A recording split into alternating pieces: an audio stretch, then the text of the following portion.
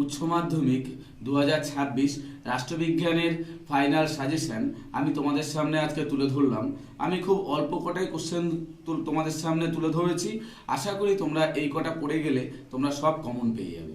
আচ্ছা, 6 নম্বরের জন্য তোমরা যে কোশ্চেনগুলো পড়বে তোমাদের আসবে হচ্ছে 6 নম্বরের আসবে, 4 নম্বরের আসবে আর হচ্ছে 2 নম্বরের আসবে। তো 6 নম্বরের যে কোশ্চেনগুলো গুরুত্বপূর্ণ তোমাদের সেগুলো হলো আন্তর্জাতিক সম্পর্ক বলতে কি বোঝো, আন্তর্জাতিক সম্পর্ক ও আন্তর্জাতিক রাজনীতির মধ্যে পার্থক্য আলোচনা করো। নাম্বার 2-এ পড়বে উদারনীতিবাদের মূল বৈশিষ্ট্যগুলি আলোচনা করো।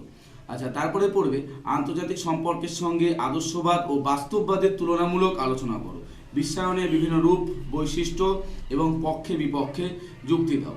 বর্তমান যুগে ভারতে বিশ্বায়নের প্রভাব বা ফলাফল আলোচনা করো। তারপরে পড়বে তোমরা ভারতের রাষ্ট্রপতির ক্ষমতা ও পদমর্যাদা আলোচনা করো। আচ্ছা, তারপরে পড়বে ভারতের প্রধানমন্ত্রীর ক্ষমতা ও পদমর্যাদা আলোচনা করো। তারপরে পড়বে লোকসভার স্পিকারের ক্ষমতা ও পদমর্যাদা কার্যাবলী আলোচনা করো। ভারতের পার্লামেন্টের গঠন ও ক্ষমতা ও কার্যাবলী আলোচনা করো। সুপ্রিম কোর্ট পড়বে গঠন ও কার্যাবলী। আর ভারতের সংসদে দুটো কক্ষ অর্থাৎ রাজ্যসভা আর হচ্ছে লোকসভা, ওদের মধ্যে যে সম্পর্ক সেটি আলোচনা করো।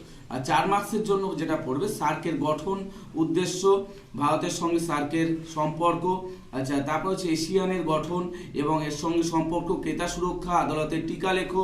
আচ্ছা, নাগরিক সমাজে আন্দোলনের গুরুত্ব লেখো এবং এই আন্দোলনের বিকাশ সম্পর্কে আলোচনা করো।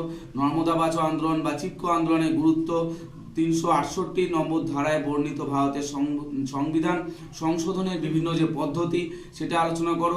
স্বায়ত্তশাসন বিষয়ক 73 এবং 74 সংশোধনী যে আইনের মূল বিষয়গুলো কি ছিল। আচ্ছা, তারপরে পশ্চিমবঙ্গের পঞ্চায়েত ব্যবস্থা, পৌরসভা ব্যবস্থা এবং কলকাতা কর্পোরেশনের গঠন ও কার্যাবলী বা ক্ষমতা আলোচনা করো। এই ছিল তোমাদের রাষ্ট্রবিজ্ঞান বিষয়ের ফাইনাল সাজেশন। আমার এই চ্যানেলটা তোমরা অবশ্যই সাবস্ক্রাইব করে রাখবে, তাহলে আশা করি তোমাদের যে কোনো সাজেশন বলো বা যে কোনো কিছুর ভিডিও তোমাদের কাছে সহজেই চলে আসবে।